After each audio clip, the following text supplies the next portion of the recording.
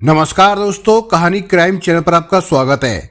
दोस्तों, आज की हमारी जो क्राइम की कहानी है वो है भोपाल मध्य प्रदेश से। तो चलिए दोस्तों, शुरू करते हैं क्राइम की इस सच्ची कहानी को। भोपाल शहर के निशातपुर इलाके में 4 जनवरी 2018 को एक अधेड़ उम्र की औरत शबनम आग से बुरी तरह से झुलस गई थी। पहले तो ये केस गलत कदम उठाने का लग रहा था, लेकिन निशातपुर थाने की पुलिस ने जांच की तो जो हकीकत सामने आई उससे सभी चौंक गए। पता चला कि वो 52 साल के सलीम खान की तीसरी पत्नी थी और उसे एक सोची समझी साजिश के तहत जलाया गया था। दरअसल शबनम का पति सलीम खान सिक्योरिटी गार्ड था। 11 बच्चे होने के बाद भी वो चौथी शादी करने की कोशिश कर रहा था। उसका बड़ा बेटा 18 साल का हो चुका था। इसके बावजूद उसने चौथी शादी की थी। पुलिस को इस मामले की खबर एक दिन बाद यानी 5 जनवरी को लगी तो थाना निशातपुर के टीआई चैन सिंह रघुवंशी ने एएसआई संतराम खन्ना को हमीदिया अस्पताल भेज दिया, क्योंकि आग से झुलस जाने के बाद शबनम उसी अस्पताल में जिंदगी और मौत के बीच में झूल रही थी। एएसआई संतराम खन्ना बिना समय गंवाए हमीदिया अस्पताल पहुंच गए। वहां शबनम की हालत चिंताजनक बनी हुई थी। अस्पताल में सलीम खान के परिवार के और भी लोग मौजूद थे। संतराम खन्ना ने जब शबनम और उनके लोगों से बात की तो इस वारदात के पीछे की जो कहानी सामने आई वो कुछ इस प्रकार से निकली। सलीम एक मामूली नौकरी पेशा इंसान था। उसकी पहली शादी शहनाज नाम की एक लड़की से हुई थी, लेकिन शादी के कुछ ही दिनों के बाद कुछ ऐसे हालात पैदा हो गए कि बहुत जल्द शहनाज से उसका तलाक हो गया। सलीम एक मामूली आदमी था। जैसे तैसे करके उसकी शादी शहनाज से हुई थी। उससे तलाक के बाद सलीम इस फिक्र में लग गया कि अब उसकी दूसरी शादी कैसे होगी। पर इस मामले में सलीम की किस्मत औरों से काफ़ी जुदा निकली। तभी तो कुछ ही दिनों में उसकी दूसरी शादी हो गई। दूसरी बीवी से सलीम के 7 बच्चे हुए। सलीम फकीर बिरादरी से था। उसकी बिरादरी के अधिकांश लोग भीख मांगा करते थे, इसलिए परिवार बढ़ाने की उसे कोई चिंता नहीं थी। उसका खर्चा समाज से पूरा हो रहा था। बच्चे जब थोड़े बड़े हो गए तो वो भीख मांगने लगे। वहीं दूसरी ओर सलीम की पत्नी भी आस पड़ोस के घरों में साफ सफाई करने और खाना बनाने का काम करने लगी। कुल मिलाकर सारा घर अपने खाने पीने का इंतजाम खुद ही कर लेता था। भीख मांगकर शौक तो पूरे नहीं किए जा सकते, लेकिन उसकी जिंदगी बदस्तूर चलती रही। इसी बीच सलीम की दूसरी पत्नी भी उसे छोड़कर चली गई तो सलीम ने 35 साल की शबनम नाम की एक महिला से शादी कर ली। शबनम भी तलाकशुदा थी। उसके पास 2 बच्चे पहले से थे। सलीम से शादी के बाद वो 2 बच्चों की मां और बन गई। अब उसके परिवार में 11 बच्चे हो गए थे। शबनम समझदार और सुलझी हुई महिला थी। वही अपने और सलीम के सारे बच्चों की परवरिश कर रही थी। बाद में सलीम शांति अपार्टमेंट में गार्ड की नौकरी करने लगा। 11 बच्चे होने के बावजूद सलीम ने शबनम के होते हुए आयशा से चौथी शादी कर ली, लेकिन उसने ये बात काफ़ी दिनों तक शबनम से छिपाए रखी। उसने अपनी चौथी बीवी को अपने घर में न रखकर कुछ दूरी पर भानपुर में एक किराए के मकान में रखा था। वो आयशा को हर महीने खर्चे के लिए लगातार पैसा भेजता और वहीं पर उससे मिलने जाता रहता था। पर आयशा से शादी वाली बात वो शबनम से ज़्यादा दिनों तक छिपा नहीं सका। शबनम को जब ये जानकारी मिली तो उसे बहुत गुस्सा आया। शबनम ने सलीम से शिकायत की, मैं तुम्हें इतना प्यार करती हूँ, बच्चों की देखभाल कर रही हूँ, तो ऐसी क्या मजबूरी आ गई जो तुमने आयशा से शादी कर ली? तुम्हें ऐसा नहीं करना चाहिए था। तुम्हें मेरी शादी से कोई परेशानी नहीं होनी चाहिए, क्योंकि जिस तरह पहले से चलता आ रहा है ठीक वैसे ही अब भी चलता रहेगा। आयशा भी एक तलाकशुदा औरत है।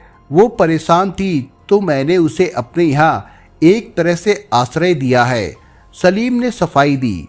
शहर में और भी तमाम तलाकशुदा महिलाएं हैं, उन्हें भी आश्रय दे दो। वो भी बेचारी ना जाने कहां कहां धक्के खा रही होंगी।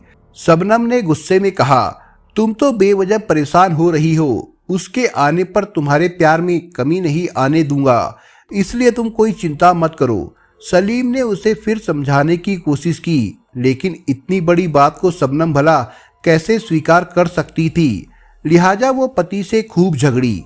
कुछ ही दिनों बाद इस बात को लेकर अक्सर ही घर में झगड़ा होने लगा। आयशा अपने पहले शोहर को तलाक देकर अपनी माँ के साथ एक छोटे से घर में रहती थी, पर अब तो सलीम ने उसे एक किराए का कमरा दिला दिया था। सलीम हर महीने उसे खर्चे के पैसे देता रहता था, पर आयशा ने अब एक जिद ये पकड़ रखी थी कि वो शबनम को तलाक देकर उसे अपने घर पर रखे। सलीम शबनम को तलाक देने के लिए राजी नहीं था। इसी बात को लेकर दोनों में पहले तो सिर्फ बहस हुई, लेकिन जल्द ही इस मुद्दे के तूल पकड़ते देर नहीं लगी। सलीम के दिए पैसों से माँ बेटी का खर्चा चलता था। दिसंबर 2017 में इत्तेफाक से सलीम को अपने तय समय पर तनख्वाह नहीं मिली, तो वो आयशा को समय पर खर्चे के लिए पैसे नहीं भेज पाया। जब भी सलीम उसे समय से पैसे नहीं भेज पाता, तो आयशा अपनी माँ के साथ सलीम के घर आ धमकती थी। इसके लिए माँ बेटी शबनम को दोषी मानती थी। वो दोनों आते ही शबनम पर हावी हो जाती थी। आयशा शबनम पर इस बात का दबाव बनाती थी कि वो सलीम से जल्द तलाक लेकर वहां से चली जाए, ताकि वो इस घर में आकर रह सके, पर शबनम आयशा की बातों को अनसुना कर देती। दिसंबर के महीने में भी वो दोनों घर में आकर शबनम से झगड़ने लगी।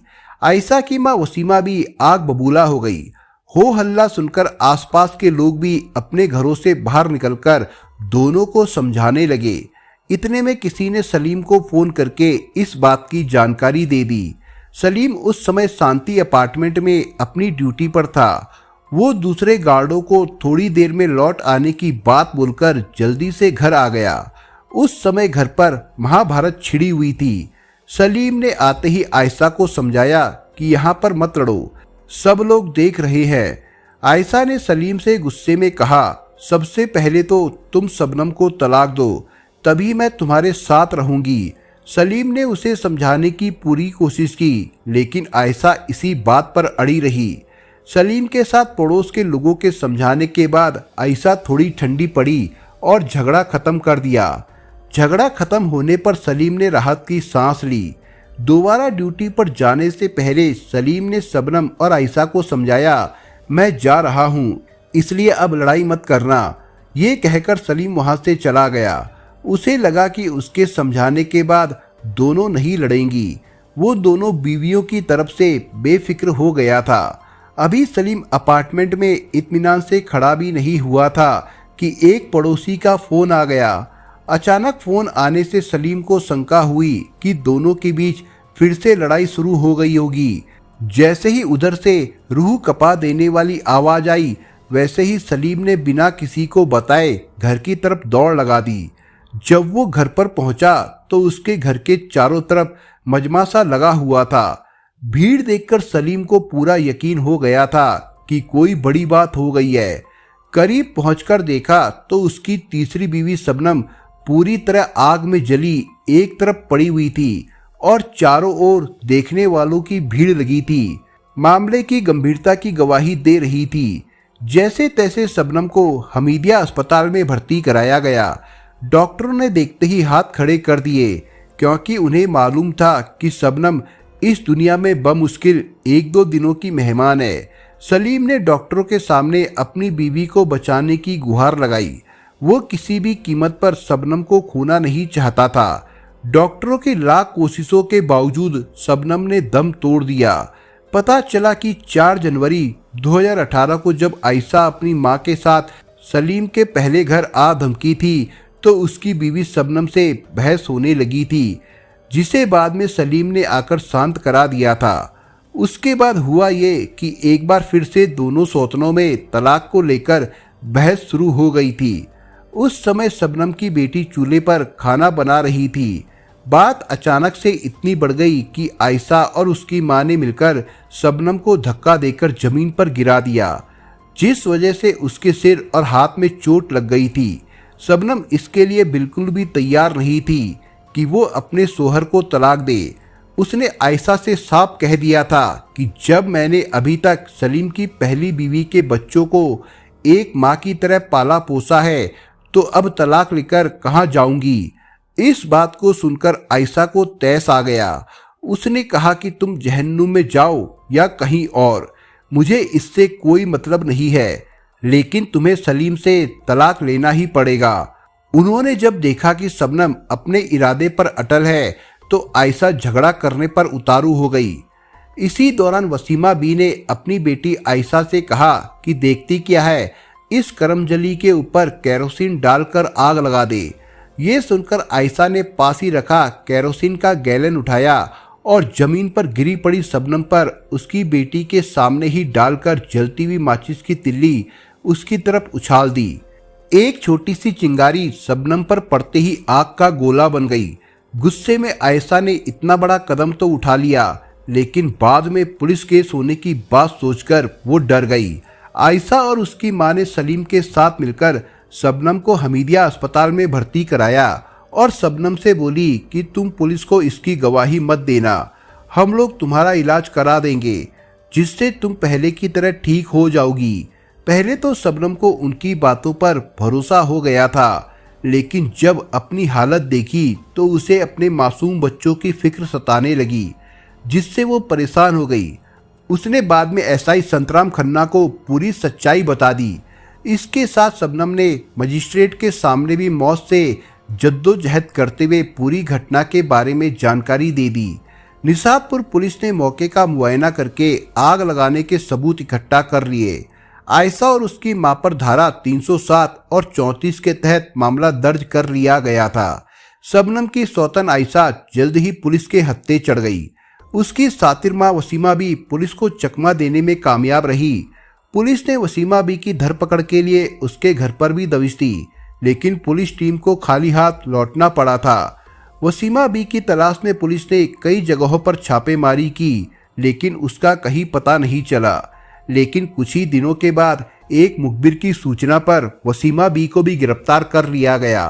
इसके बाद दोनों से आवश्यक पूछताछ करने के बाद दोनों को ही अदालत में पेश किया गया, जहां से दोनों को ही आजीवन कारावास की सजा हुई और उन्हें जेल भेज दिया गया था।